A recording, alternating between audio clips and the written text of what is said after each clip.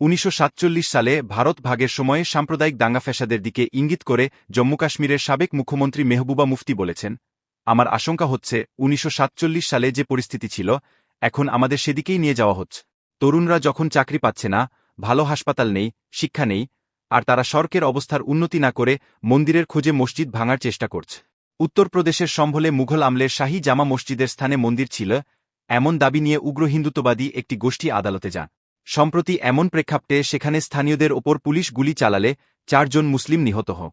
এ ঘটনাকে অত্যন্ত দুর্ভাগ্যজনক উল্লেখ করে জম্মু কাশ্মীর পিপলস ডেমোক্রেটিক পার্টির শীর্ষ নেত্রী মেহবুবা বলেন, কেউ কেউ দোকানে কাজ করছিলেন অথচ গুলিবিদ্ধ হয়েছে। তিনি বলেন, বাংলাদেশে হিন্দুদের উপর অত্যাচার হচ্ছে, ভারতেও সংখ্যালঘুদের ওপর অত্যাচার হয়। তাহলে ভারত ও বাংলাদেশের মধ্যে পার্থক্য কোথা? আমি ভারত ও বাংলাদেশের মধ্যে কোনো পার্থক্য খুঁজে পাই না। রাজস্থানের আজমির সুফি সাধক মেনুদ্দিন চিশতির দরগা নিয়েও একই ধরনের বিতর্কের কথা